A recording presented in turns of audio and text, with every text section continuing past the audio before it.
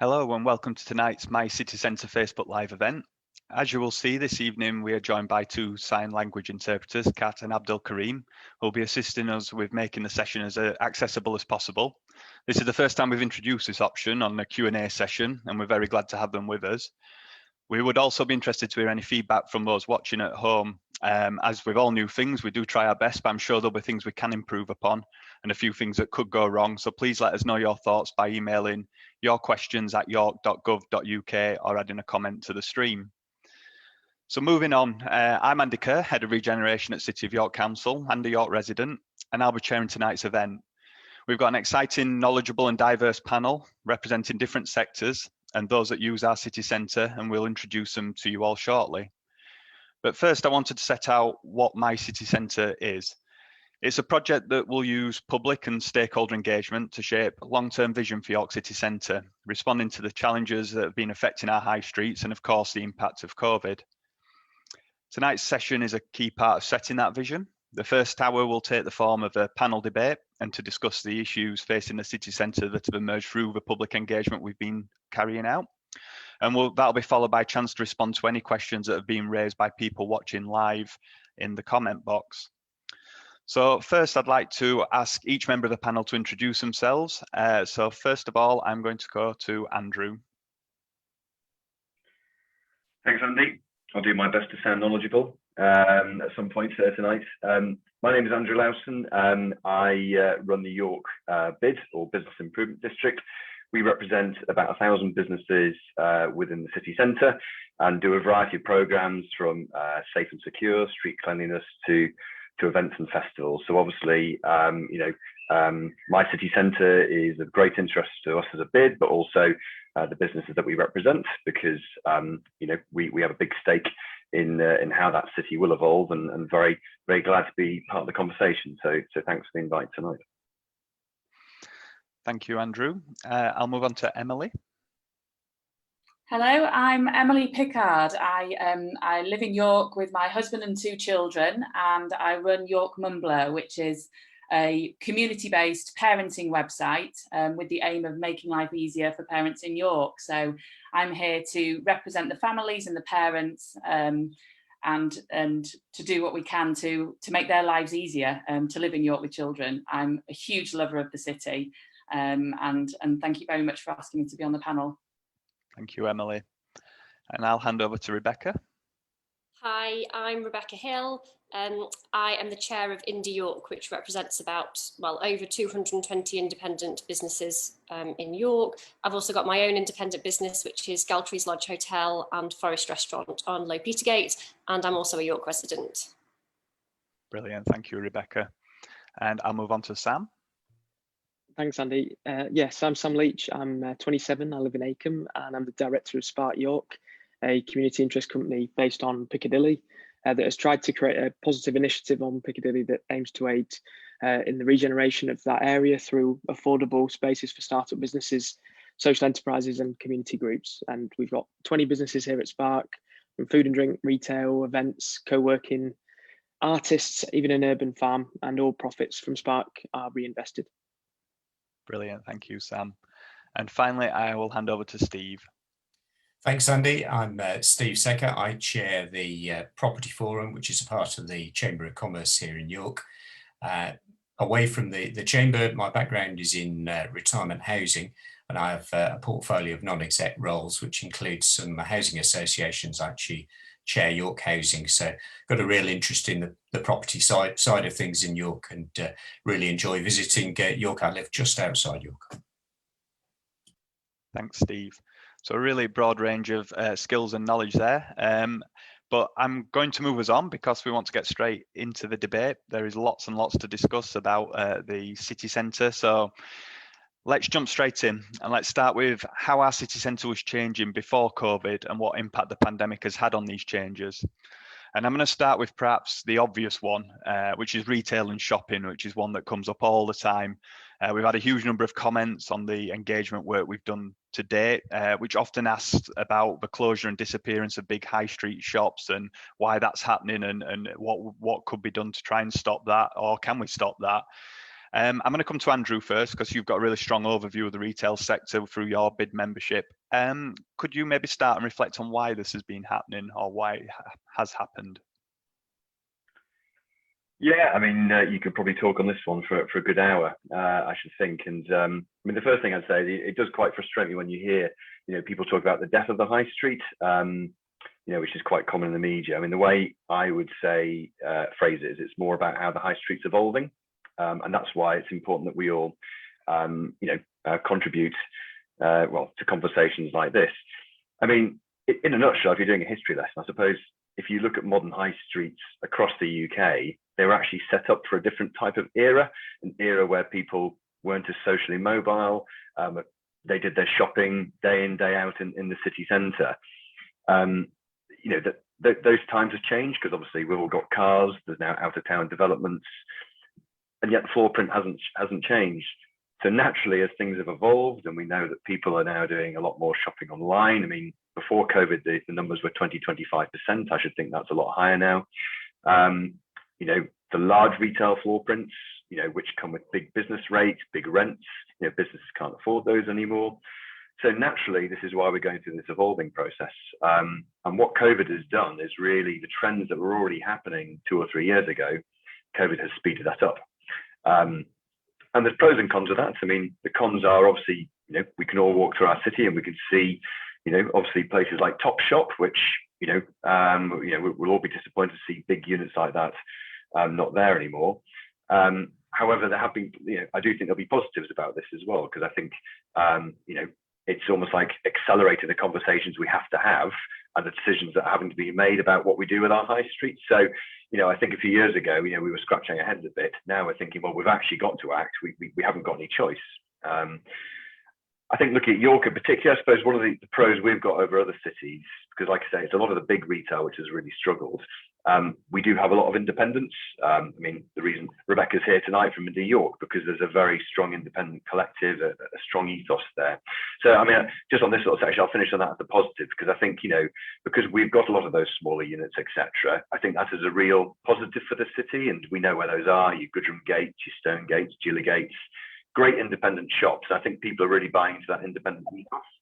So I think where we have to look at the city is obviously, your likes of your Coney Streets, Parliament Streets, and actually have this conversation about what do we do with those big units there? Because obviously the big retailers aren't coming back, and that's where we're going to have to change things at some point.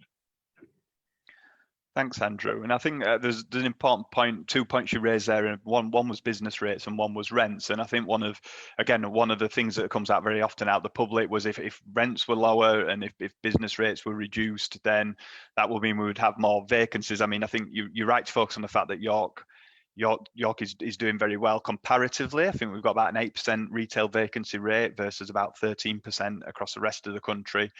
In terms of rents, I mean, the council does have properties in the city centre, but all our properties that are lettable are let currently. We don't have any vacancies. Where you do see the vacancies on places like Coney Street, they tend to be owned by sort of big institutional investors, pension funds, which I'll just come on to Steve on 1 second, maybe to just discuss a little bit.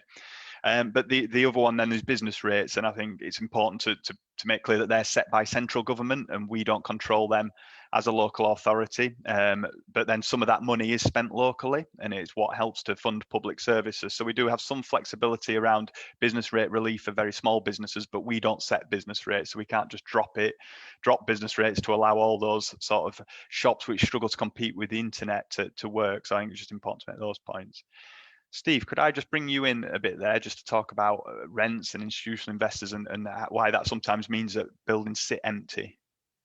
Yes, indeed. I mean, within the property sector, a lot of debate at the moment on the themes that Andrew's just been spelling out. But the market plays a huge part in determining what goes where. But it does take time for trends to then follow through, because in terms of property, it's often let on very long-term contracts, which tie properties up into a rent. So the big footprint retailers who are now struggling to fill that space, and we've seen many of them go under through this, but perhaps also in the restaurant side of things. And they were on higher rents than can now be sustained through those uses. But what we have seen accelerated, as Andrew hinted at, was the re-examination from many of the institutional owners of property as to the market isn't going to come back in the same way that it was a few years ago. So what are they going to do? So many of them are now starting to look at those. Some of them are coming to the market and being sold because they need to realise some cash because investors want their money back, as it were. And you're seeing change starting to happen now. You might not be seeing it literally in terms of the buildings being reused, but behind the scenes, things are starting to take place. And I think this debate tonight about My City Centre is all part of how we try and set that vision, because the market can play a really important role in determining where the demand is and therefore what supply we need. But we need to balance that. It's no good everything being warehouses for the sake of argument, because that's online shopping is needed. You've got to balance the family needs, the housing that we need for everybody living in the city, but also those that need to work here to support the economy. So it is about how we repurpose that space and how those trends play out over time, but also that having a vision of what we want for the city. Yeah, I think that's really important, isn't it? Retail's probably not going to be as big as it was, and it's going to be smaller. So what opportunities does that give us? I think one thing, if I could maybe bring Rebecca in just to comment on independence. I mean, that is one of York's real strengths, Rebecca, isn't it? Independent businesses and shops. Yeah, absolutely. I mean, statistic at the minute is about 68% of businesses in York are independently operated. And that is why York is so unique. I always say of our business, because we're quite quirky, is probably a polite way of putting ours. I don't think you could pick us up and put us in Leeds, because I don't think it would work.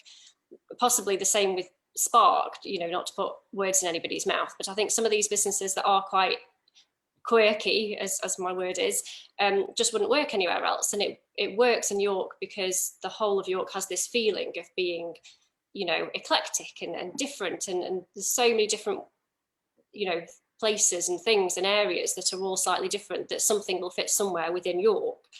And I think the reason that independence is so important is that, talking about the bigger businesses that have sadly closed over the past year, I watched it. My business is on Low Petergate, so I saw everybody shut that first lockdown, and I saw the chains, lights went off, plants slowly died in the window, nobody went into that business. Whereas the independents that I could see from my little vantage point, were doing everything they could. They set up online businesses, online shops, they set up takeaways, they set up deliveries. Some people set up charitable things as well. Even if they just painted the front of their building to make it look better when they could open, they were always moving. And that's what independents do, where maybe others can't. And we were really, really sad as Indie York when John Lewis obviously sadly went, because they'd been a really good supporter of Indie York, actually. However, me and my partner talk about it often. John Lewis can't diversify. They are John Lewis. They can't have one premises that's in York and say, right, this one's not working here. How can we, change and adapt to be what the consumer wants? Because they're John Lewis, they have to be John Lewis. So their only option really was to close. And that's where the independents, have probably come out better at the other side of the pandemic, because they did what they could to remain. Yeah, absolutely. And I think that point around independence, I think we're seeing those independents still investing and growing, and the vacancy for smaller units doesn't exist in the same way.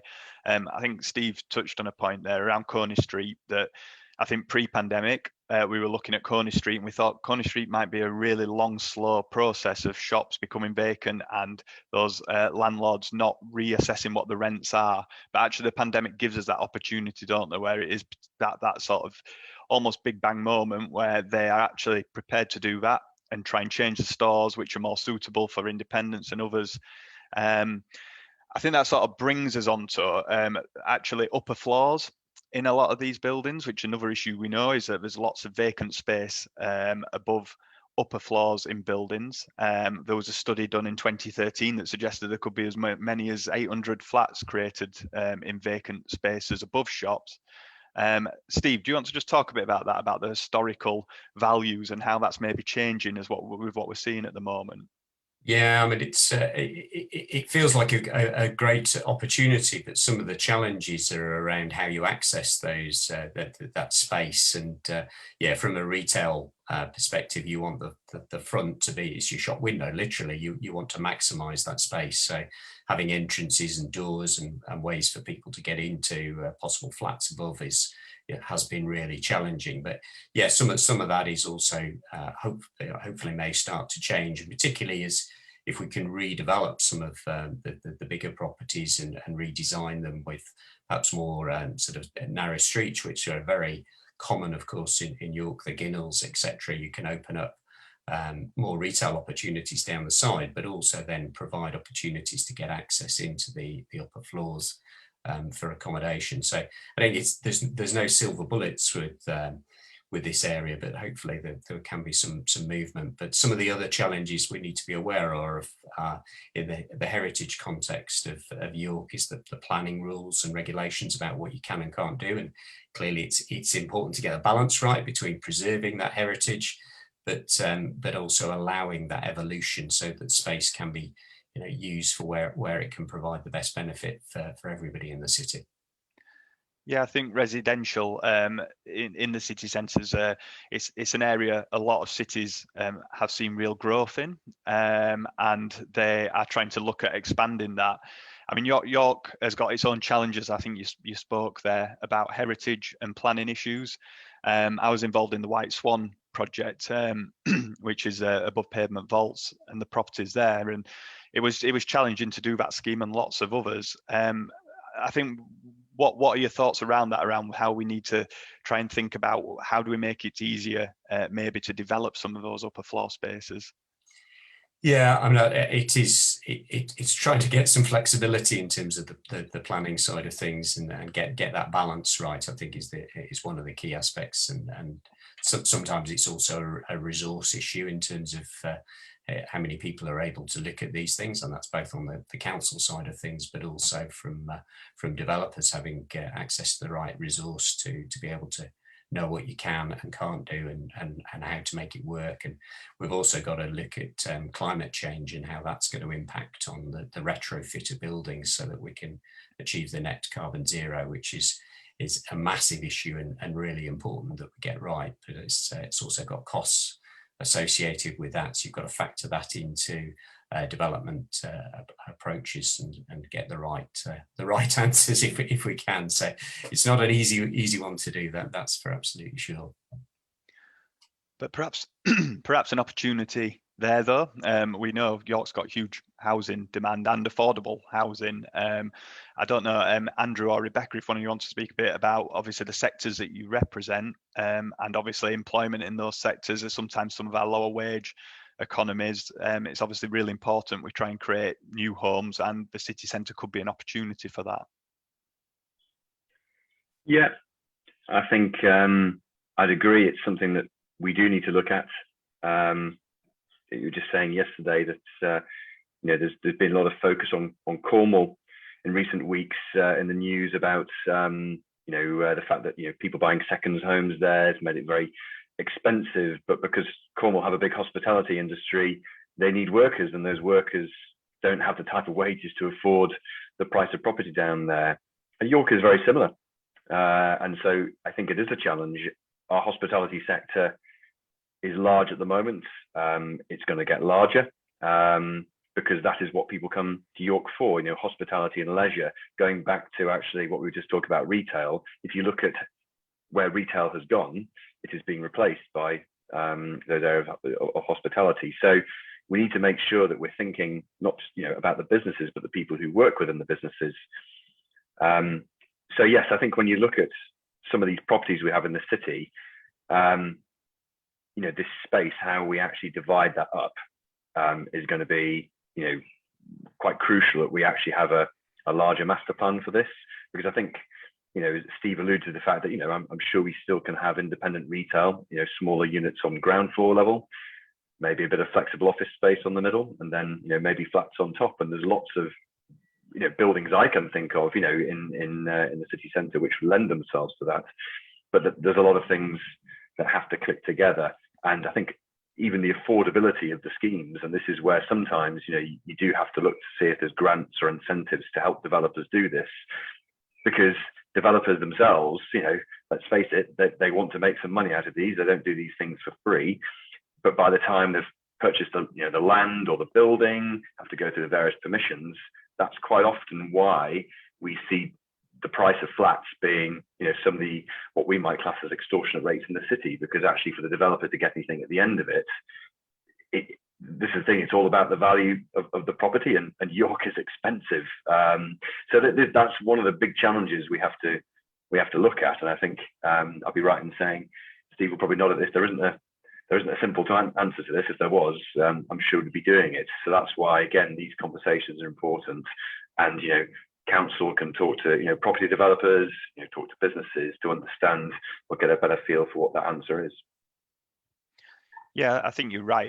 It's that balance, isn't it, of how do we take all the thinking of the planning side and the heritage constraints. We obviously all want to preserve absolutely what's right heritage wise about York. It's maybe within the buildings what little compromises around the layouts of those historic buildings could be changed. And as Steve says, the opportunities where ground floors might not be worth as much, we can now create that access up.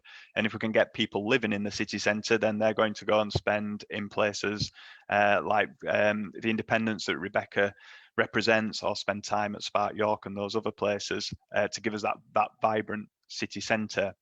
I'm conscious I've not brought in Emily and Sam yet, but we're going to go on to some more forward-looking stuff and families, inclusion in the city centre, how startups can play a role.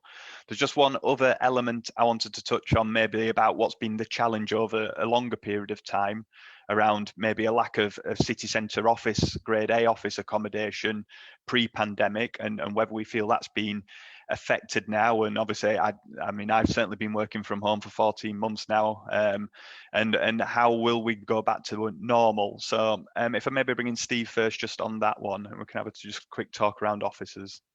Yeah, I mean, it sort of picks up that theme again around accelerated trends, but also changed perceptions. I think we were talking before we came on air about the things that we found we can do from home that you didn't think you could.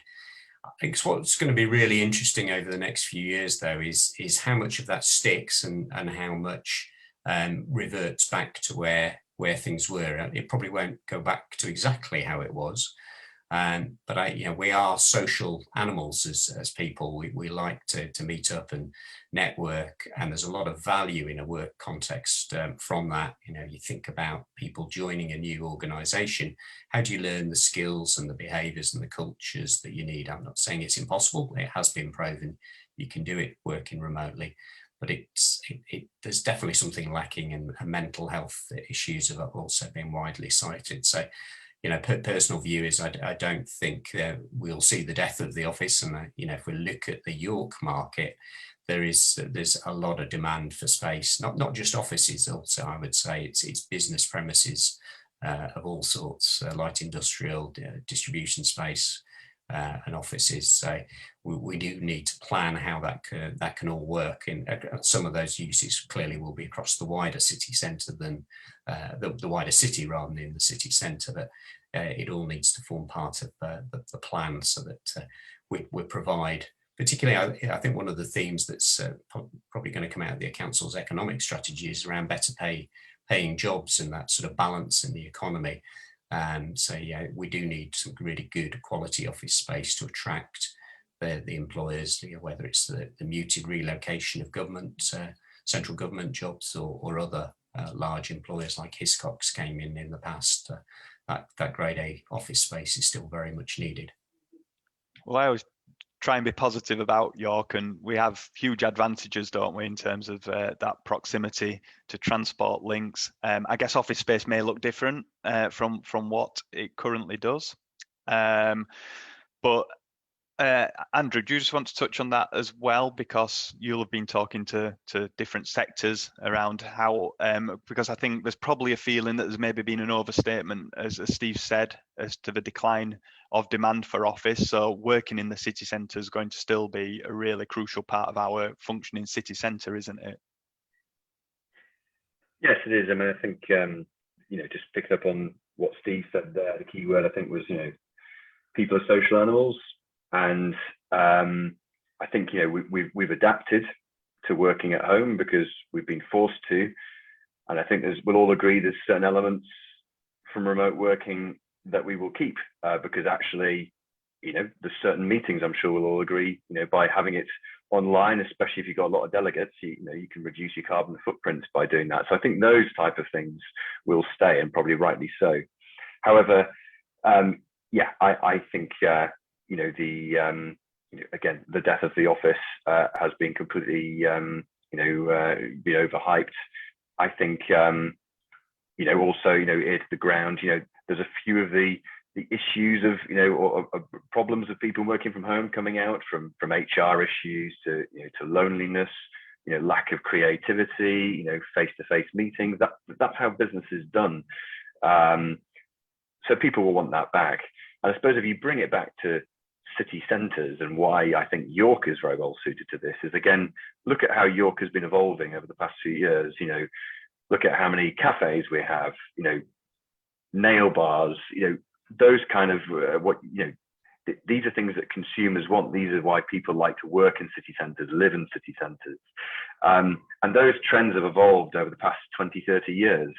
So I don't think a blip, and let's hope COVID, as we've seen, it certainly is a blip. I don't think that blip is going to undo, those decades of trends. So I think that's why York will be well placed. And I do think, again, that's why it's so important to get your city centre right, because then people will want to work there, live, play, and visit all the rest of it. And to pick up that point, people working in the city centre is really important, isn't it? What we've seen through COVID is how interconnected our economy is. Rebecca, I just wonder if you could comment on that a bit, because again, it's the office workers who buy the sandwiches at lunchtime from your independents, isn't it?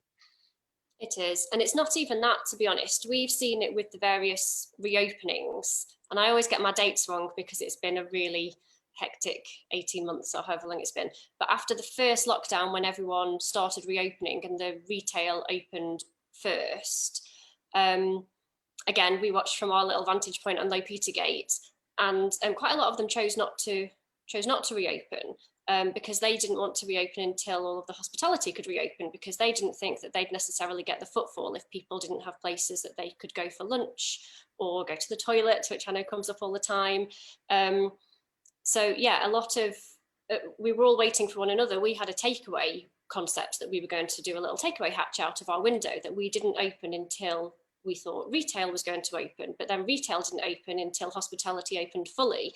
So it took a really long time after that first lockdown for everybody to reopen. Now, more recently, we didn't have that because I think everyone was used to the reopening process and everyone was desperate to reopen this time. So it all happened a little bit quicker. But again, a lot of our retailers said that until hospitality opened inside and there were places to eat and drink and pop to the loo, a lot of the retailers didn't get a booming start this time. They didn't see the pickup until the eateries had opened as well. So yeah, everything works in collaboration, I think. Yeah, I think people go into the city centre now to do multiple things, don't they, and do different jobs. I want to maybe bring Emily in just at this point, we'll probably talk about family a lot more as we go on, but again, that's how encouraging families into the city centre will then spend in these premises, won't they, if they're encouraged in. Absolutely, yes. I spoke to a lot of the families actually in the last 24 hours on my group. I have 30 to 40,000 families in York use Mumbler every month. And so I wanted to make sure I was sort of representing and checking in on their views at the moment. And a lot of the families are saying the reason that they wouldn't come into the city centre currently or even pre-COVID was a lack of spaces that their children could kind of run free safely. So whether that's play areas, we have got the museum gardens, which was praised highly. But I think compared to some other cities that have basic, play areas for children and places that they can enjoy as a family in between shopping and eating and drinking, there was a bit of a lack of that in York, unfortunately. I put a poll out last night on my Facebook group and Instagram page, And I was actually overwhelmed by the number of responses we got, which was just incredible and actually very heartwarming that we got nearly 600 people responded to the survey within 24 hours. And it shows the passion and actually the love that people have for York and how much they do love living here. However, unfortunately, when I asked the question, you know, would you consider York City Centre very family friendly? Unfortunately, 81% of parents said no, they don't.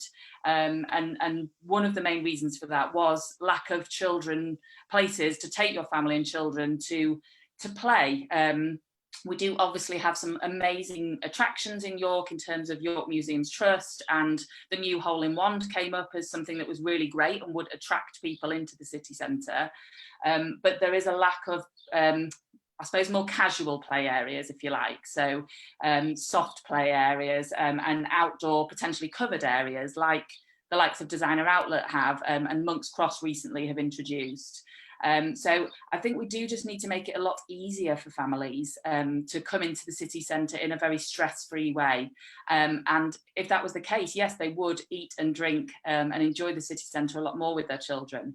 But we just need to make it easier for them to visit. That's the key point, I guess. So it maybe moves us into the second section of debate tonight, which is footfall is key, isn't it? It's people being in the city centre is what gives it its vibrancy, and it's what allows all those different elements of the economy to survive and thrive. So I'm going to move the debate on now to a bit more forward looking, that if we're having these opportunities that some of these big changes are presenting, how can we maybe move a city centre forward in the future so that it is vibrant and so that it's supporting all those different economies. I think we've spoken quite a lot about independence and the role that they can play and how useful. I think that theme will keep coming up. I wanted to come to Sam and maybe just talk a little about Spark York, because it's obviously had huge benefits during the pandemic because of the outdoor environment that has allowed it to really serve a great purpose that has gone beyond, I think, even how busy you were sort of at different times of the year previously. But do you want to talk a bit, Sam, about how different retail models and different, I guess, startup models can work and how it can benefit those businesses moving on to the independence that Rebecca's responsible for? Definitely. I mean, Andy, you're right. We've been very fortunate, and it was wrong to say that, fortunate in this whole period, in the sense that we're a large, versatile, predominantly outdoor space, and we've been able to still welcome bigger groups when many indoor facilities weren't able to do that, which has kept it viable. As I mentioned, we've got kind of, nearly 20 businesses that are part of Spark. They are from all walks of life, all different sectors. Now, I know it links into some of the previous discussions, so I don't want to go back over any old ground. I think there's a real energy from predominantly younger entrepreneurs that we see. The vast majority of the business owners at Spark are under the age of 30, and a lot of people, I think, have maybe come back to York, or have spent more time in York than what they may have planned to because of the pandemic, and are now seeing opportunities open up. They see York, they want York to be a vibrant place. Of course, and I actually think, we'll discuss it, I'm sure, in detail regarding families, but I think local residents, certainly younger residents, want to be part of a vibrant place which is welcoming to families. For us at Spark, it's about making sure that this as an environment and as a culture is about being family friendly, that it's about catering to residents. I think, though, that the things we've seen, certainly in terms of, we talked about it in terms of occupancy of units, where businesses are able to have, a degree of freedom. We're fortunate here that the units are below or achieve small business rate relief, which means that they have a degree of freedom insofar as being able to trial things out, trial new and interesting and unique concepts and try and make it work. But, I think York's well placed to try and, grow and come back and go up a notch from this period of time. And I think a lot of the mediocrity of BHS and big retailers in which that model it's sailed, and Rebecca's right, the growth and the benefit that we have is having independent, adaptable, resourceful passionate people that are running businesses, and that's the future of where York's heading. And in terms of, you know, the council portfolio, the reason why those premises are full is because there's a landlord that's adaptable, that wants to support businesses, that's willing to be amenable with rents and to try and make things happen. And we've got an enormity of talent in York, an enormity of passion in York. It's how do we unlock these spaces and actually say, if things aren't working, how do we change this model? How do we ensure that business works for both the planet, for people, as well as just profit, which shouldn't be the driving force of the traditional retail and business model. Yeah, and I think touching on some of those points, Sam, whenever I go to Spark York, my biggest reflection is how intergenerational it is. It's all ages in there. It's grandparents with kids. It's not a single drink-dominated environment or food-dominated. It is lots of different uses in quite a small space, isn't it? Mm-hmm. I know that is some of the models that our retailers, local-based retailers across the city, are looking at, how some bigger spaces could be adapted to that. Mm. Is there anything you wanted to comment on or challenges to throw back to us as a council? Obviously, we have a landlord for the Spark York site, but that could make things easier for startups or things like Spark York to take place? I think the benefit for us, we have, I suppose, the freedom within sorts to be able to trial things out. I think we want to create spaces where people can kind of have a go at something, and it doesn't need to be, you know, the end of the world if it doesn't work out. You know, a lot of the property relations that Steve mentioned, longer term leases, very locked in for a long period of time, often significant risk. It's bizarre. We've had applications from businesses in permanent units already that looking at it and going, do I want to sign up to another 5-year lease with some of the uncertainties? And while it's not the reason why we exist, I think there are opportunities to continue to, you know, to engage with meanwhile use opportunities. I think clearly pop-ups need to have a lasting impact. They need to clearly benefit something over a longer period of time. It's great to you know, to enliven spaces and to bring things into activity, but ultimately, what is the master plan? And for us at Spark, the aim is, how do we give somebody a realistic and accessible starting point to then go into a city centre premises? It's not just, I want to try something out and have a bit of fun for 3 months and that's it. It's, I'm really passionate about running a city centre premises business. Where do I have where I can test this out? And I think ultimately for us, how we can be more effective. And I think, you know, it's working with the likes of Andrew and the Bid and others, is how do we put our businesses and other pop-up and startups in there? You know, how do we bridge those gaps with other landlords who have got vacant premises and say, actually, this business is 3 months away probably from being in a permanent unit. Can we, you know, create that connection, give them the opportunity to try and migrate into a permanent setting? So I think we need to have a joined up approach where landlords, you know, are willing to take a go on startups, that they're willing to be more flexible. I think the landlord and tenant relationship does have to change. There has to be an acceptance that the landlord, you know, can benefit while the tenant doesn't. I think there has to be a much more equal relationship there in terms of how that works. Because if we don't give them that, tenants, that freedom, I don't think they're going to succeed to the levels they can. Yeah. Which, and I think Steve goes back to your point that we're seeing more local developers interested in acquiring property in the city centre, aren't we? Who have got that better understanding of the local market rather than necessarily being owned by big pension funds or institutional investors. Yeah, so yeah, absolutely. There is efforts behind the scenes to buy up the properties on Coney Street and try and put some sort of master plan together. And I think that you know, the key thing is going to be getting all the stakeholders together and bought into, you know, what is the vision and how do we open up that space and bring in a variety of uses. You know, so one of my backgrounds, as I mentioned, is in retirement housing, and you know, city centre living for retirement housing is very much something that's coming back into the fore. And so, but there are some challenges around that. The competing sort of the nighttime economy, evening economy, and noise. And is that a, you know, how do you make that work? But it can be done. I mean, there's some great examples. if we go back to the Barbican in London as a very large scale regeneration project when it was done, but you've got some really high quality public space there, people living in it, vibrant uses. So that's maybe not the only example, but one I think we should be looking at. How can we make these sorts of things happen in York?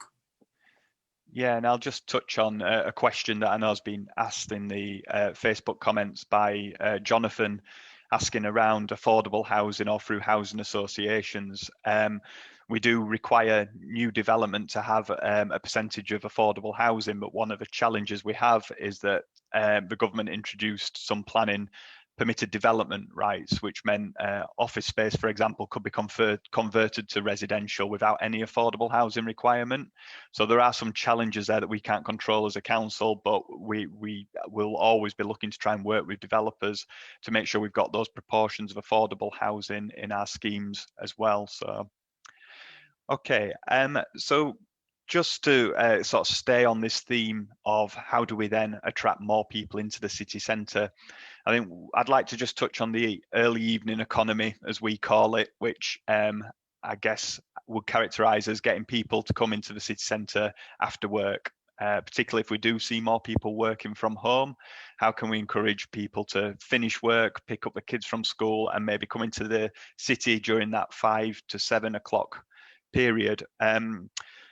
So some ideas around how we do that. One thing we have done in response to the pandemic is to extend the pedestrianised areas and the foot street hours to 8 p.m, which allows that outdoor seating, which COVID didn't allow indoor seating. That's actually allowed us to issue 117 new pavement cafe licenses, which is a huge number compared to a lot of places. And we know a huge number of those businesses would not have been able to reopen without that. They've told us that. Could I maybe just come to the panel? I'll come to Rebecca first. From an independence perspective, how do you see that footfall model changing from the traditional 9 to 5? And do you see the early evening as being a growth area we can try and capture? Questions like this are really difficult to answer on behalf of the whole of our membership, because we're sort of split down the middle. My business is a hospitality business, and we have a pavement license, which I was, very grateful to receive.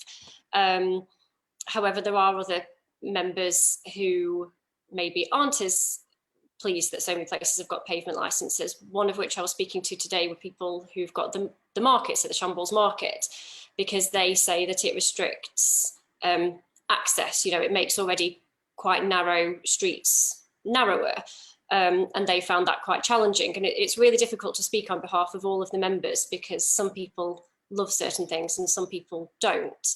A thing that came back from, you have to remember that a lot of our independent business owners live in the city and have families in the city. So obviously a lot of the things that Emily's been saying, we can resonate a lot with, because a lot of I personally don't have children myself, but a lot of our business owners do.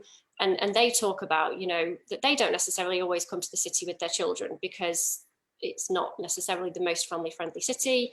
And there's certain things that they highlight as really positive. For example, the ice trail seems to, always be talked about really positively every time that it's able to go ahead. But yes, exactly like Emily said, the play area at the outlets, the outlet retail area is really popular because people can go there, they can do a little bit of shopping, and then as a compromise, they can take their kids to play outside in a covered area where they can get a coffee nearby. And you can't do that in the city centre of York. So it's really difficult, because I don't want to sort of say anything and then have all of our members attack me saying that they don't necessarily agree with it. Because I would say with a lot of these topics, our membership could be split down the middle of pros and cons. So it's a difficult one to answer, I'm sorry. No, it's that diversity again, isn't it? And diversity of opinion and the economy. Andrew, probably a similar answer to yourself, representing a very broad range of membership. But have you any thoughts on that early evening period? What benefits that could bring, and how we could maybe drive that?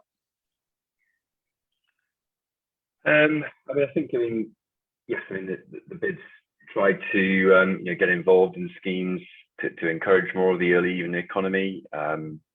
we've worked with first buses to extend some of the park and ride opening times, again, just to give people a better option there. And I think access is quite key, I should think. I mean, I live just off Tadcaster Road, and I suppose, yes, in normal times, if I'd finished work, come back, fed the kids or picking up the kids from school, how would I see kind of going back into town?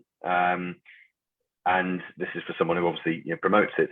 And I suppose that's the thing, is it's kind of, first and foremost, I think, well, if I'm going to have a drink with my wife, then is there an easy way of me getting in? Now, luckily, I'm next, not far from the park and ride bus, but I suppose that's, a lot of people don't necessarily have that ease of access in. And I think, straight away, that's probably something which might put people off.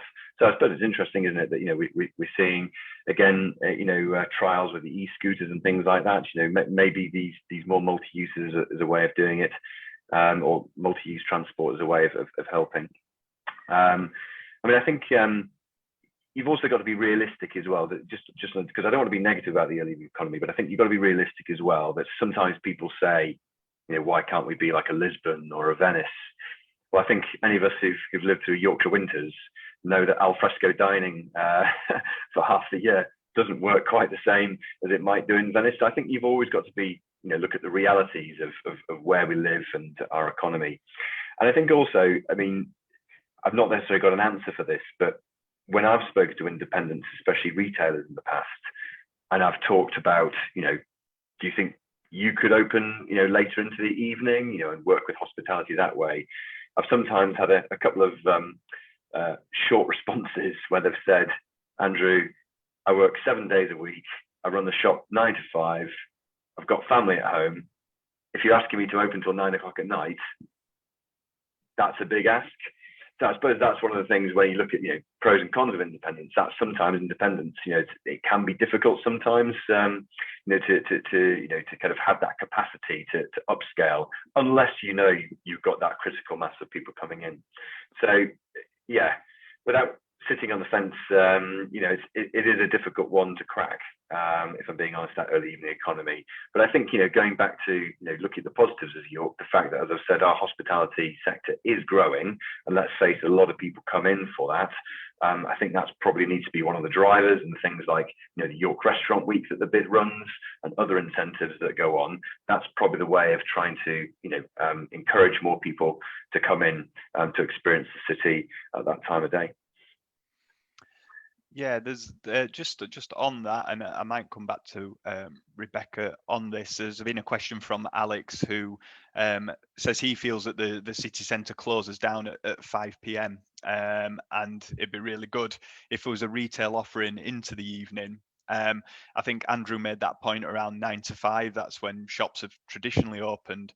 I know Andrew has done a lot of work with the bid around insights data, which gives us much better details on when people are actually in the city centre.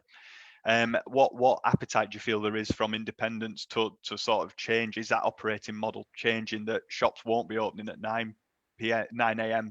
because there's no custom, but might need to open 6 till 7, or is that too challenging with family life, as Andrew says, and other things? I've had this conversation. Maybe I was a little bit green when I brought it up, and I probably got a similar one-word response to what Andrew did to one of his questions about a late night shopping night. And yes, the slightly longer standing retailers essentially said, we've tried it and it didn't work, but some of the newer retailers were really, really keen to try and do a late night opening. Now, another thing where this is going to be split 50-50 amongst our members is that the feedback from the retailers that have tried to do late night opening basically say that it didn't work necessarily, because after a certain time, the people walking around the city are here to drink, and therefore it's not quite as friendly of a city on the evening for people who don't necessarily want to walk around with their children walking past sort of groups of people drinking.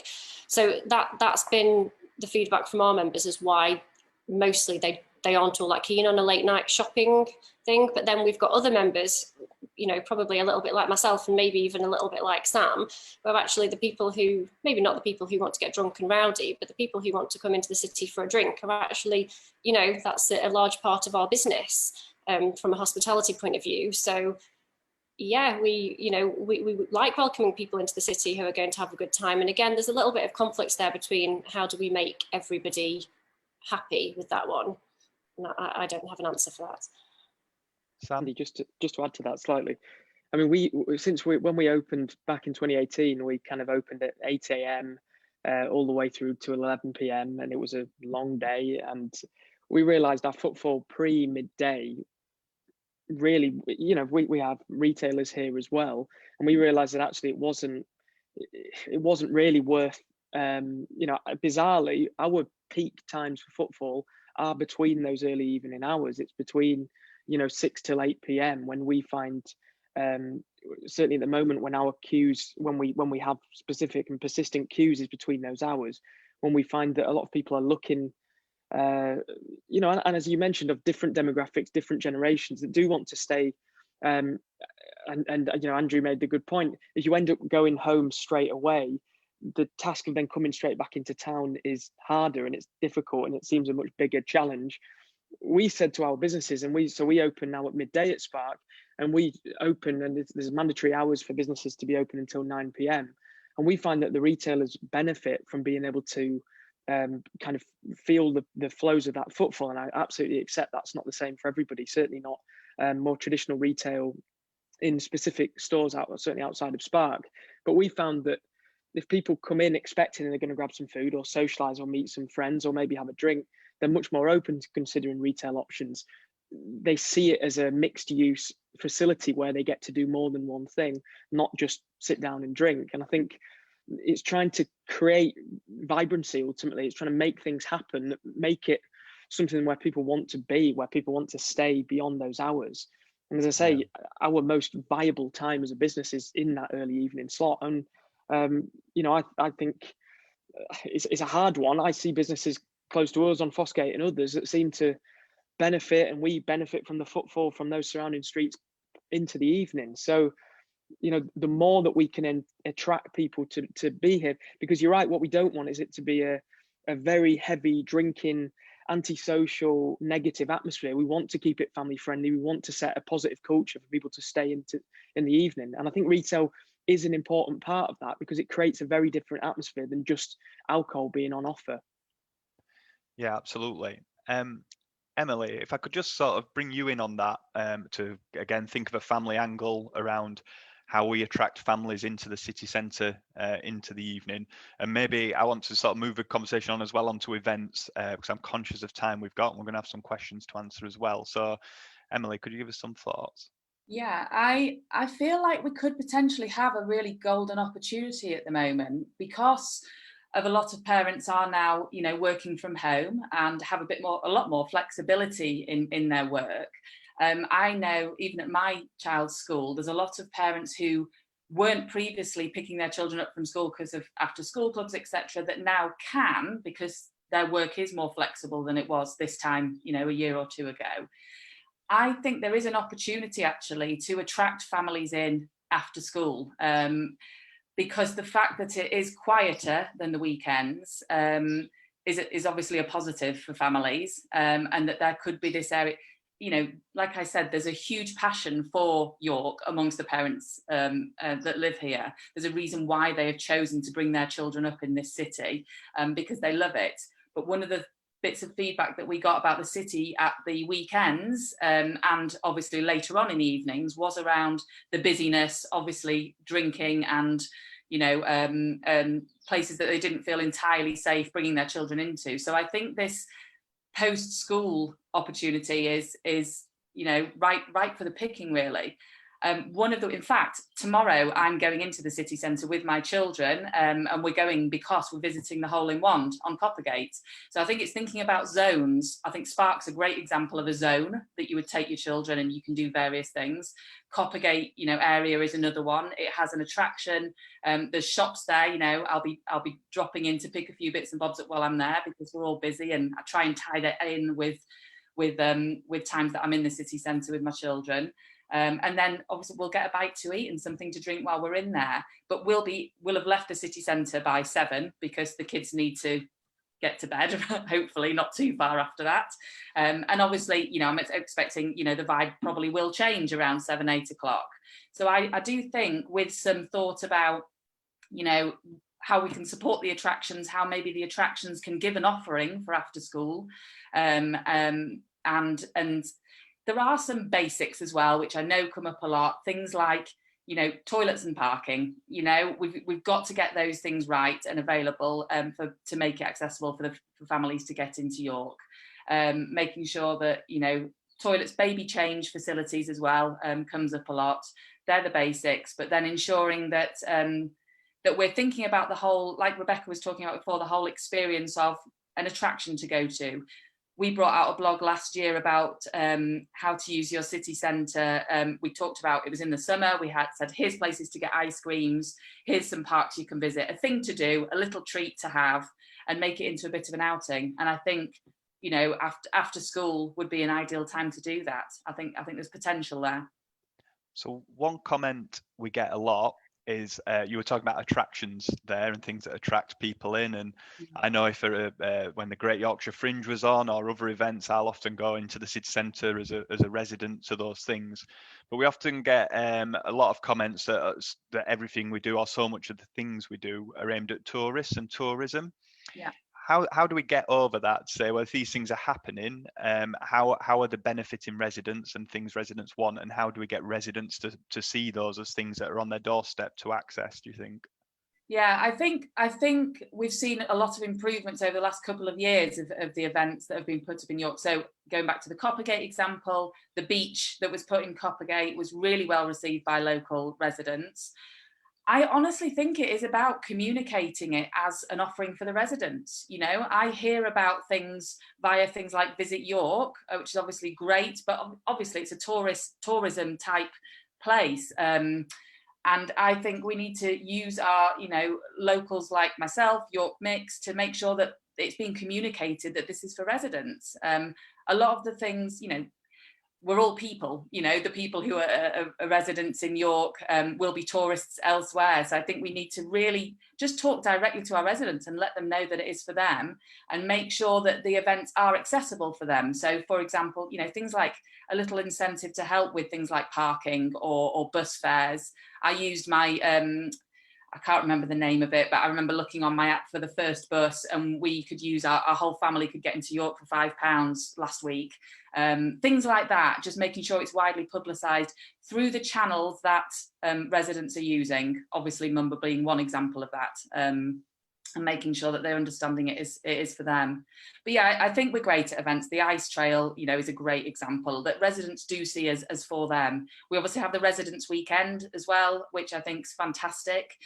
But I think, you know, that we could do more throughout the year to just directly talk about this is for the residents of York, and make it easy for them to practically get into the city centre with children. Yeah, thank you. And I'm just going to sort of move the conversation on there to tourism. We can pick on events as well. Sorry, Sam, I saw you about to come in. Because again, we do get a lot of those comments when we're doing our public engagement around things being for tourists. I think it's always important to state how important tourism is for our economy. The size of York City Centre is big, and it is big because of the footfall driven by tourism. We get 8.5 million visitors to York each year. A quarter of those come from the Yorkshire region, and they generate about £765 million per annum spend in the city. The average visitor spends £91, and it's that spend which keeps Rebecca's hotel going and Independence going, and Andrew's bid members. Maybe just have a little think about how we make sure that we can really see that residents feel they're benefiting from tourism, and that we're all benefiting from it, and how we could maybe promote the city slightly differently away from some of the stag and hen do side, which comes up regularly as comments of having a lot of that to the city. So yeah, just a bit of an open debate on that for 5 minutes would be great. Emily, I can see you've come off mute, so you're keen. Yeah, I think we, you know, again, it's a bit of a golden opportunity at the moment. People, you know, a lot of people haven't seen their families for a long time. So I think it'd be good to remember that a lot of our residents in York are the gateway to those tourists, i.e. people's families, people's friends coming to visit people in York. I went to, it was actually a Visit York conference a couple of years ago that I went to, that had a case study on Copenhagen. And Visit Copenhagen, I was really blown away by that. I can see Sam nodding, you must have seen it as well. But they pretty much 100% focused on their residents as the biggest advocates for that city, for the purposes of increasing tourism. So I think we have to remember, as Sam was saying earlier as well, we have a lot of people who are incredibly passionate about this city who live here. And I think if we take care of those people, then they will help us spread the word as well. And it will be their friends and family that will be the future tourists of York, certainly in the short term. Staycations, I think, are going to be, are already and are going to continue to be a big thing this year and I'm sure beyond. Sam? Yeah, totally agree with what Emily said. Andy, I'm sure, when you go abroad with your family, with friends, for me, the best experience as a visitor, certainly when you go abroad, is kind of going to places where you feel locals go and visit, having an authentic experience that actually is equivalent to where local people go, where they shop, where they socialize, the places where they want to be. That for me is the best opportunity, is about York being forward thinking and being proud of our identity of what we offer. And I totally agree. And it's the same point that Emily made regarding Copenhagen. If we preserve and create an experience where locals, residents want to be in the city all times of the week, all times of the day, that is an experience that will be much better, much more authentic, much more memorable, that people who visit the city can take away. I think the issue we have with stag and hen do's and day drink and others is that's a culture that's almost being imparted on York. It's not one authentic to York. It's what somebody is bringing to York. Whereas, for me, places like Spark have a duty of care to say, we get the various stag and hen do's that might turn up and we'll say, look, you're more than welcome to come in here, but this is a family-friendly venue. It's one strike and you're out. If you misbehave, you won't be allowed back. And actually what you see is when you create that culture and that environment, people want to fit in. They want to be part of something. They want to feel involved, like they've had a real experience. So I think it's about us being very clear to visitors that this is a city built for the residents that live here, and they're more than welcome to come and enjoy that with us. But if they aren't willing to adhere to the standards that we expect, then they're not welcome. And I don't think that's an unreasonable message. It's the message that cities across Europe very much hold, and the reasons why we like to visit them. Yeah, Andrew, just bring you in on that, because we work together a lot and we know how hard your members are responsible, how hard they take their responsibility. Do you want to just come in on sort of the business approach to sort of responsible tourism, I guess? Yeah, I mean, I think this is always a hard one, isn't it? Because we've all been in the city centre and seen some of the sites that we've talked about, whether it be groups of people drinking. We do see stag and hen do's, etc. Do I think it's as bad as sometimes it's made out in the press? No, I don't, because actually, our street rangers speak to some of the hen do's, for example, and just quite often we'll ask them, why have you come to York, etc. And the answer is, it's a safe city. So, and I mean, going back to your point earlier on, tourist numbers was 7 million a few years ago. Now it's up to 8 million. So we must be getting something right, because otherwise people wouldn't keep coming. I think this. But I do take everybody's point about this. There's always been, and certainly as I've been doing this job, there is this conflict between visitors and locals, and I probably don't think it's a real conflict. It's just that we all want a piece of York, don't we? It's a fantastic place. We want our York. I mean, I've just been looking at my other screen where I'm just looking at some of the figures from half term last week. So bear in mind, this was a peak tourist time. And the good news is actually last week, just so you all know, was the first time that we got footfall above 2019 levels. So let's all give ourselves a collective high five for that. And that obviously bodes well for the summer. But I can tell you, looking at data that we get from mobile phone providers, that 30% of the people in York last week, half term, were from the York local authority. And then, if you're looking at 50%, it's all from the surrounding areas. And then, even looking further down the list, County Durham, Sheffield, Doncaster, it's not that far away. So I suppose my point being is there is great local engagement at York. But I think we need to, go back to Emily's point, we just need to think about how we can, really kind of make sure that, residents realise that, they can get that little USP. So is there a parking incentive we can do? I mean, believe it or not, even Copenhagen do free car parking on a Sunday, which I couldn't believe considering they're such a green city. But is there something we can do for residents there? Going back to the communications, I think we just need to make our local people feel wanted, so that we've got to be realistic. York will always be a city that attracts tourists, and we don't want that to go away, because obviously the tourists bring money, they stay in hotels, they go in restaurants. That allows restaurants to pay their business rates. Those business rates go back and they fix the roads. So that's why tourism is important, and we mustn't. That's why I don't like sometimes to hear about the locals versus the visitors, because we've all got to live and get along happily, because that's the way our city works, and I don't think any of us want that to change. But I think going back to Emily's point, we just need to probably think about how it can be a little bit more, have some clear communication to our residents that you're wanted, and here's the incentives to help you enjoy your city centre, even whilst the tourists are here as well. Yeah, I'm wanting to move on to some questions in 1 second, but Rebecca, didn't bring you in on that one, and obviously tourism is a really important element of our independence success. Do you want to just make a few quick points on that, and then I'm going to move us on to answer some of the questions we've been receiving from people who've been watching us?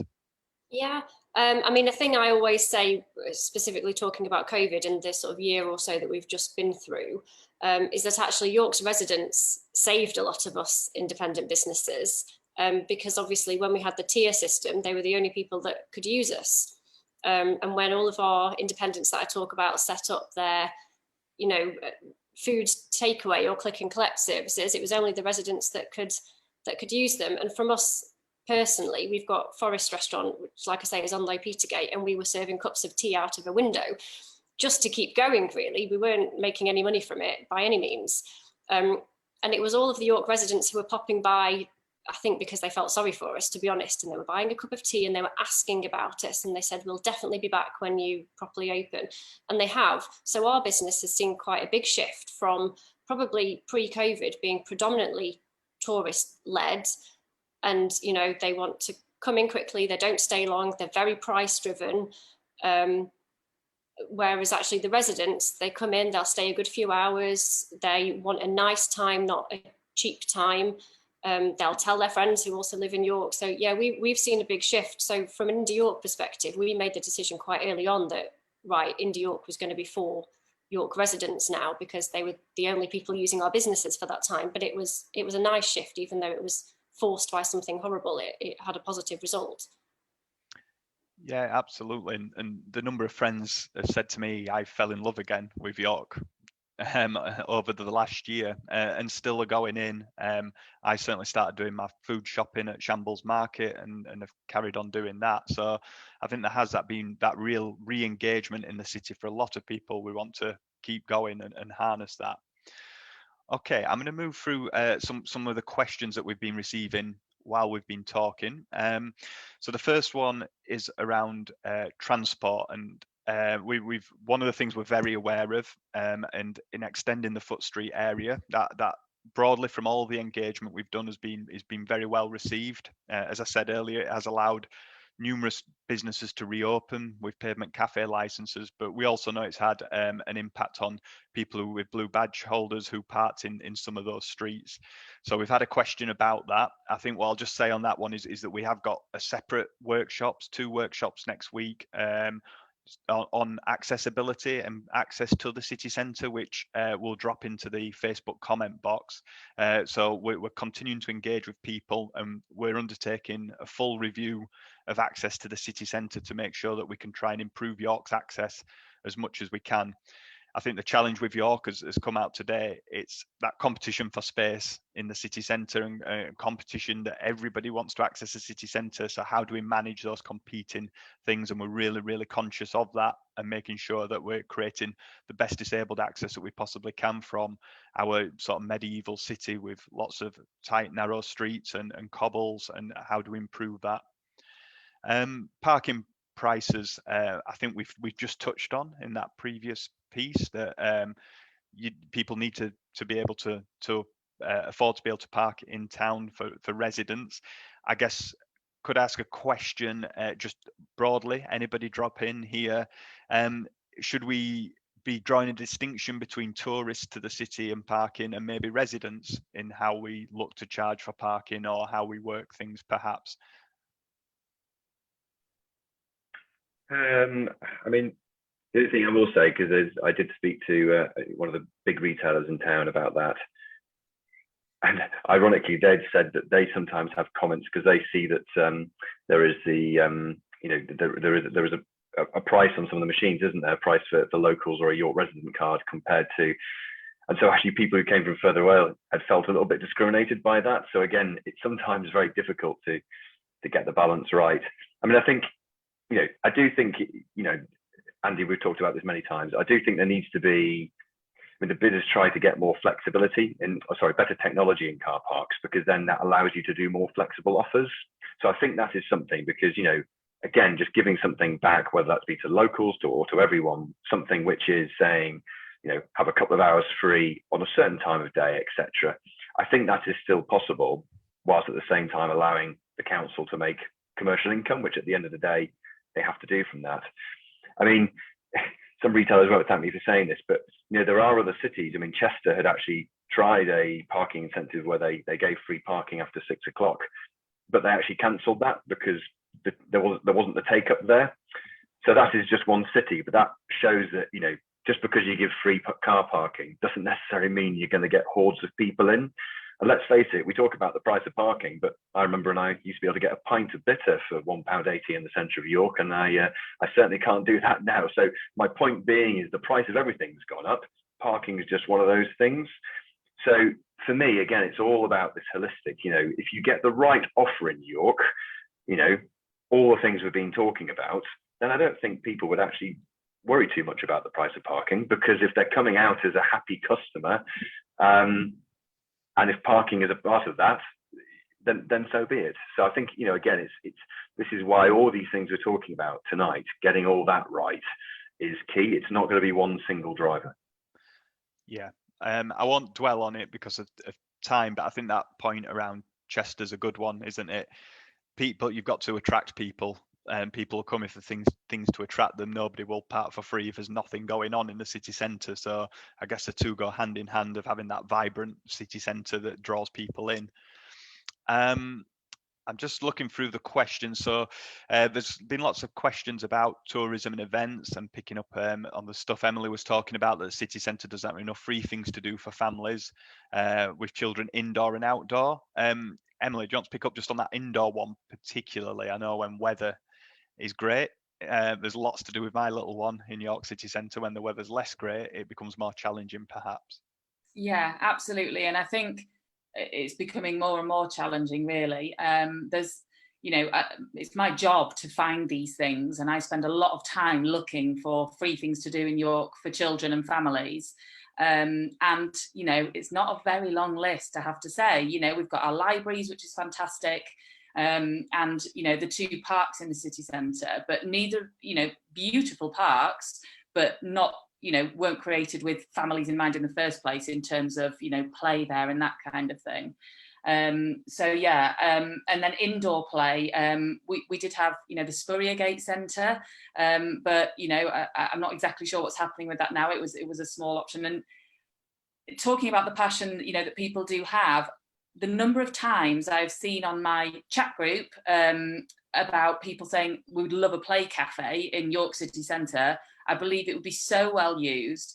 And for those of you who are aware, there's it was actually a couple of ladies who Dinosaurs Love Fairy Cakes, that started out in Spark, and very much the model of seeing if this would work. You know, we're able to use the facilities at Spark to get that working, and the tenacity of these ladies was absolutely incredible. You know, the amount of hoops they had to jump through to get it going, and then unfortunately it was just about to launch at the time, you know, last March, so didn't get off the ground, and obviously investors then pulled out. But you know, there is absolutely no doubt in my mind that one of the huge things that we are lacking in the city centre is some sort of indoor, you know, play cafe, soft play, something like that. I know Hull was cited as a great example of somewhere that had used some of the buildings, and I know there's a lot of barriers to this, but we need to find a way to break down these barriers. So Hull was cited as somewhere that an old TK Maxx, I think it was, converted itself into a soft play area and indoor bowling alley, and just brought families into the city centre of Hull, as well as an outdoor area that was a residential area that had fountains in the summertime. So just these spaces like this, indoor and outdoor, will make a huge difference to bringing families into the city centre. As Andrew said about, you know, when we were talking about the parking, yes, they're still not going to park there if there isn't something to come to. But I think also we need to think about, you know, the few pounds of parking is relatively small compared to what people might pay to go to an attraction or something like that. But I think we have to be mindful of the perception, you know, and how people feel about paying that, you know, few pounds for parking as well, and how grateful they would be for a bit of a discount that wouldn't actually, you know, if not a lot of people are taking these things up, they don't cost a huge amount of money. I mean, I haven't done obviously the maths behind it, but I think what we've got to think of is, rather than just the cold discounts and how much it is, how it makes people feel if you are looking after them by saying, we're giving you this as a resident. You know, Residents' Weekend's a great example of that. So I think, yeah, it's important to think about how these little stings feel and how great it would feel if they were giving something back for coming into the city centre. Yeah. I will, at that point, just make a quick pitch for tomorrow's Facebook Q&A, which is looking at the Castle Gateway regeneration and our emerging plans for Castle Car Park to become new public space in the future, and how we look to embed children's play within that. And there's some exciting proposals. So I'll be back here tomorrow night that you can have a look at those plans that are emerging. But certainly play and how we get families and children's play into the city centre has obviously been writ large tonight and is part of very much part of our thinking. I'm just going to move on. There was a question about attending more classes and workshops in the city, and is there space for this? Sam, I guess this is your moment to pitch Spark York and the events and learning opportunities that take place there. Yeah, thanks, Andy. I think we've seen that events are starting to return. I mean, in the last week, we've had yoga classes, we've had a terrarium workshop. I'm going to say, fortunately, we're showing the England game on Sunday. We've got a screen, which is obviously a lot different experience than what it was in 2018. You know, we've got other really interesting things in the pipeline. I think it's trying to look, the whole debate regarding the city centre is trying to bring, you know, give people reasons to come in. The more that places like Spark, I mean, we have free community rooms, we've got LGBT workshops on Saturday. You know, we've got a clothing vintage fair all Friday, Saturday, Sunday. It's trying to just keep things going and try and give people reasons to come in. You know, a big part of our model is, while we have businesses that pay rent, it's how do we use that to try and subsidize and provide free space for community groups and other things. And as Emily mentioned, the kind of play cafe idea and Babes in Arms, as it was called, one of the groups, was incredibly successful, having, you know, 20 mothers or fathers coming in with their child. And I think, you know, we've got to just try and create these, you know, open up spaces where we can and just say, that would be a great thing to put on. Let's see how it goes. Let's try it out. So our kind of mantra is, if they're not charging for it, if it's a free event, we won't charge them. You know, and regardless, try and keep the prices as much as possible. It's not a major part, maybe wrongly, commercially, it's not a major part of our model. We try and use the commercial model to try and subsidize and basically provide as much as we can for free. So yeah, we have spaces that are kind of introduced, COVID safe, and ready to go. So we just want to keep people coming in, and but ultimately we want it to be diverse. We want different groups of people, different times of the week, being able to really take ownership of that. So yeah, if people are thinking about putting something on or trying something out, then obviously get in contact. But there's obviously other great things happening across the city as well that are being kind of reintroduced after COVID. Yeah, and I'm going to come to Rebecca in 1 second, but Steve, there have also been some other pop-ups that have taken place around the city, around the Malt House being an example where private developers handed over the property for those sort of pop-up spaces to happen. And I think what we were talking about earlier, if the ground floor spaces are not as valuable in driving rent, it's these questions we can answer, can't we, about more community education uses in our city centres? Yes, it is. Yeah, it depends on the landlord and their attitude to these things. But where you've got local landlords, they're more likely to be interested in getting that footfall back into the city. And the only other, I mean, from a council point of view, it's just making sure that if they're on an empty rates period, they don't then fall foul by doing some pop-up use. I've heard some stories around that. So there are ways around these things, but it's just making sure people don't perceive a barrier and then don't do anything about it. Whereas obviously Sam at Spark, has really got the entrepreneurial spirit to sort of kick those doors down and make it work. So yeah, we need a bit more of that. And I think for us, the council, it's incumbent on us to create the environment for those things to be able to happen. And that's something the My City Centre vision will be looking to do. Rebecca, I wondered if you could just briefly comment on experiential retail and the growth of that, of going to places where you maybe are doing pottery painting and different things within independence. Yeah, definitely. I mean, again, with independence, knowing the business is part of the charm of going there. A lot of our retailers especially have missed talking to their customers, and actually when they couldn't speak to them face to face, they have spoken to them online, and a lot of them have set up, I don't know, events or activities or just keeping in touch things on Zoom, not necessarily for any profit really, but more just to keep in people's minds. Yeah, I don't have an awful lot else to add, to be honest. Just that people by people, I think, is the overall thing I've got to say. We saw an awful lot of that during lockdown. So as Rebecca had said, indies, including myself, had to diversify, and what I used to previously talk about was a lot of events and family attractions, obviously, which for a while were shut. But it was incredible to see how the independent businesses of York adapted, and we adapted as well. So I've just put a review on for Rainbow Ceramics. So the pottery painting that you were just talking about is fantastic on Bootham, and they obviously had a shop and have a shop now, which is open, but at the time they had to shut down, and therefore them and Bish Bash Parton and various places created paint at home options, which I actually did myself. Was fantastic night. And places like York Gin did home gin tastings, and Love Cheese, and there's some great success stories, and hopefully a lot of those things will continue. So I think credit to all of the companies, the businesses in York that have adapted, and hopefully can take the best of that moving forwards, even when they have got the shops open. Yeah, and continue to adapt. And I think the resilience and flexibility of so many businesses has just been really inspiring from working with them and trying to get the city centres reopened as best we can. There is a question, Steve, just wants to come to you on residential development. We've only got a couple of minutes left, so we'll pick up this one and one more on banks. The question is, will there be demand for city living and York's housing market now people have decided they want more space and countryside?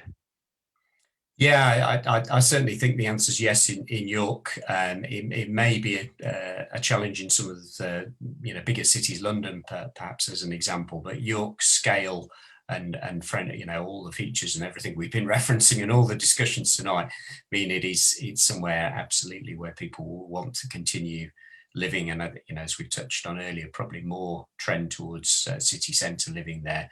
Because one of the things we have seen is people moving up from London or elsewhere in the south, relocating to the north, and somewhere like York is hugely attractive because of the transport links it's still got, so they could live in York, you know, and effectively have a job in London, for example. So that has other impacts on demand for property. And I know that there's also a question around affordable housing in the chat box as well. So do you want me to just pick up on that? Yeah, if you could, Steve. Yeah, I mean, if housing is dedicated as affordable housing by whether it's the city council or a housing association, there will absolutely will be looking for local occupiers that meet the criteria of that property. So yeah, it won't be going for Airbnb if it's affordable housing.